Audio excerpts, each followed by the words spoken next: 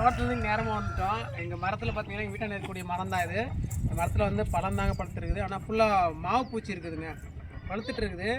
இந்தாம்மா இதான் எங்கள் வீட்டில் என்ன செடி இருக்குதுன்னு சொல்லிட்டு பார்க்கலாம் வாங்க.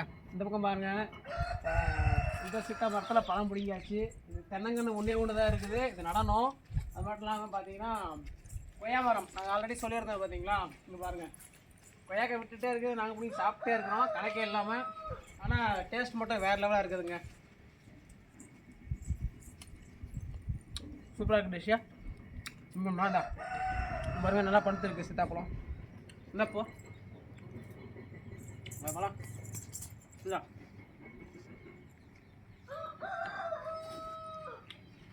அப்படியே வாங்க, நம்ம வீட்டு பின்னாடி என்ன செடி இருக்குன்னு சொல்லிட்டு பார்க்கலாம்.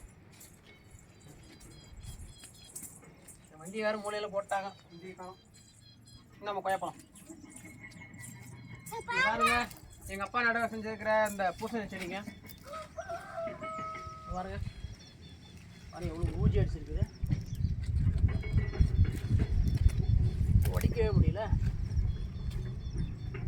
மண்ணாயிடுச்சு வாங்க வார். இந்த படி இது கொஞ்சம் அப்படி பிடிச்சிக்கோ, க்ளீன் பண்ணிடுறேன் நான் வந்து. உடைக்கவே முடியல. இது சீத்தாப்பழம் இல்லை, இது வந்து பூசணிக்காய். உங்கள் கையில் இருக்குதுல்ல, இதுதான் சீத்தாப்பழம். அதான் வேஸ்ட் பண்ணிட்டேன் நானே. இங்கே பாருங்கள், இதுதான் எங்கள் வீட்டில் இருக்கிற பூசணிக்காய். நிறைய செடி நட்டு வச்சுருந்தேன், ஆடு மாடெலாம் அது கடிச்சதெல்லாம் வேஸ்ட்டாக போயிடுச்சு. இந்த பூசணி செடி பார்த்திங்கன்னா எங்கள் அப்பா நட செஞ்சது. அப்படின்னு இது வரைக்கும் ஒரு 8 காய்க்கு மேலே பறித்து நாங்களே குழம்பு வச்சு சாப்பிட்டோம். இதுவும் நாங்கள் தான் சாப்பிட போகிறோம். உங்களுக்கு யாருக்காச்சும் வேணும்னா சொல்லுங்கள், அப்படியே பார்சல் பண்ணி அனுப்பிச்சி விட்டுடலாம். இந்த பூச்சி தொல்லை மட்டும்தாங்க தாங்க முடியல. அது மண்ணுமா, அது அவ்வளோதான், வேஸ்ட்டாக தான் போட்டுருக்கோம், மண் ஆயிடுச்சு. பாருங்க, பூச்சி தாக்கு ரொம்ப அதிகமாக பாருங்க. இங்கே பாரு, இந்த பூச்சி அதிகமாக இருக்குதுங்க, பூச்சின்னு சொல்லுவாங்களா, அந்த பூச்சி தான்.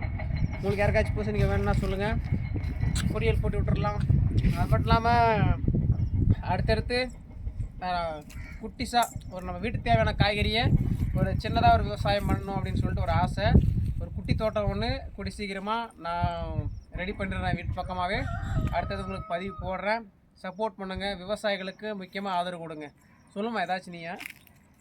இங்கே பாருங்கள், இந்த மூஞ்சியை பாருங்கள் எப்படி இருக்குதுன்னு சொல்லிட்டு. இங்கே பாருங்கள் சிவானியா, அதில் மாவு பூசிருக்கு, எப்படி சாப்பிட்றோம் அப்படியே? நல்லா இருக்குதா டேஸ்ட்டா? இதுபடி இதுபடி இங்கே பாரு, எல்லாமே அது ஒரு காய் இருக்குதுங்க வீட்டான. நம்ம அதில் ஒன்றும் பிரச்சனை கிடையாது.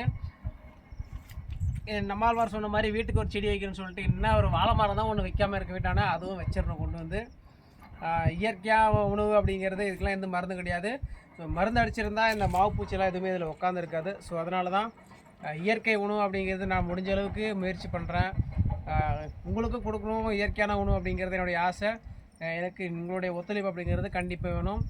அடுத்த வீடியோவில் பார்க்கலாம். அது வரைக்கும் உங்கள் விவசாயி. மறக்காமல் சேனலை ஃபாலோ பண்ணி வச்சுக்கோங்க. நன்றிங்க.